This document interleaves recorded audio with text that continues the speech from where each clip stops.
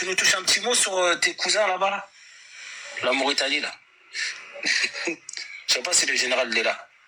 Oui, je suis là. Ouais, téléphone que voilà qu'on doit j'ai dit, il faut que tu nous touches un petit mot là, parce que Ghazouani il pleure à la frontière là. Qu'est-ce qui se passe là-bas aussi?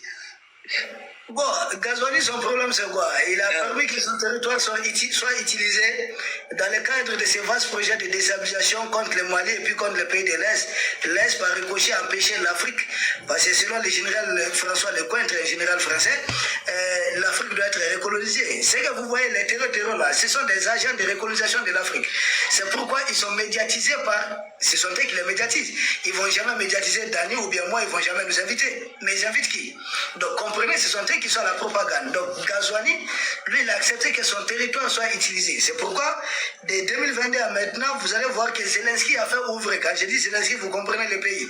Il a fait ouvrir beaucoup d'ambassades tout autour du Mali. Et cela, ça va avec son sens. Ces ambassades, c'est pourquoi, quand vous regardez les affaires économiques entre son pays et ces pays africains, c'est presque quasiment nul.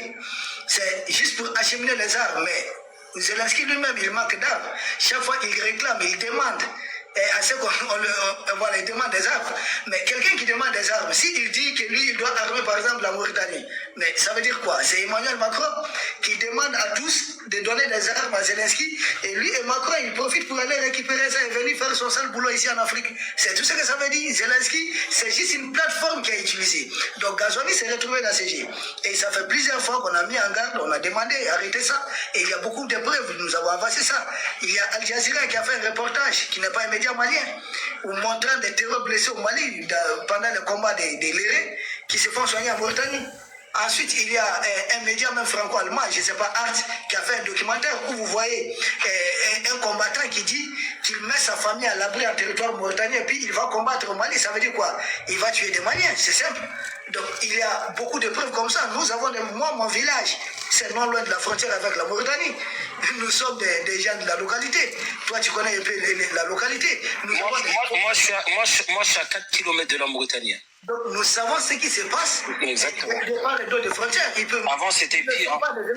Moi, mon village, c'est à 0 pas de la frontière mauritanienne. Je vais dire le nom de mon village.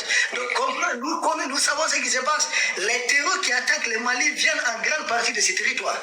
Et ils se replient là-bas. Or, qu'est-ce que la Mauritanie doit faire? Si la Mauritanie est sincère, à Mali, ok, entre nous, il n'y a pas de problème. Regardez, nous pouvons mettre en place une patrouille conjointe de part et d'autre des frontières. Ben, ça, ce n'est pas de la mer à boire. Et ensuite, si ce n'est pas ça, Mali, nous vous accordons le droit de poursuite. C'est-à-dire, des terroristes qui attaquent le Mali peut les poursuivre jusqu'en territoire mauritanien. Et puis, ça ne doit pas déranger, parce qu'en 2008, la Mauritanie et la France ont eu à mener une opération à l'intérieur du territoire malien. Donc, je ne vois pas de problème dans ce sens. Donc, la Mauritanie et nous, c'est un peu ça. Tout ce qu'on va vous dire, c'est des détails. Mais en réalité, aujourd'hui, le territoire mauritanien est utilisé parce que le Mali et la Mauritanie, notre frontière, c'est 2237 km. C'est pas petite chose en Afrique. C'est une grande frontière. 2237 km de Kaya à Kidal. Donc, nous demandons des relations de bon voisinage. Mais désolé, si des gens profitent pour entrer avec leurs animaux, mais c'est des terreaux qui viennent. Et puis les terreaux, quand ils viennent en territoire malien, ils vont voler le bétail des gens qu'ils appellent Djaka. Et bien, ces bétails-là disparaissent soudainement. Nous, peut-être, ces bétails-là peuvent répartir avec ceux de la Mauritanie, les cheptels de la Mauritanie, ou encore, les terroristes peuvent profiter aussi pour s'introduire en territoire malien. Donc le Mali a dit, pour des raisons de sécurité, nous demandons aux cheptels, aux animaux mauritaniens de rester de l'autre côté de la frontière. Nous avons des soucis de sécurité. Puisque nos voisins ne nous aident pas à régler ces problèmes, nous-mêmes, nous voulons régler ces problèmes.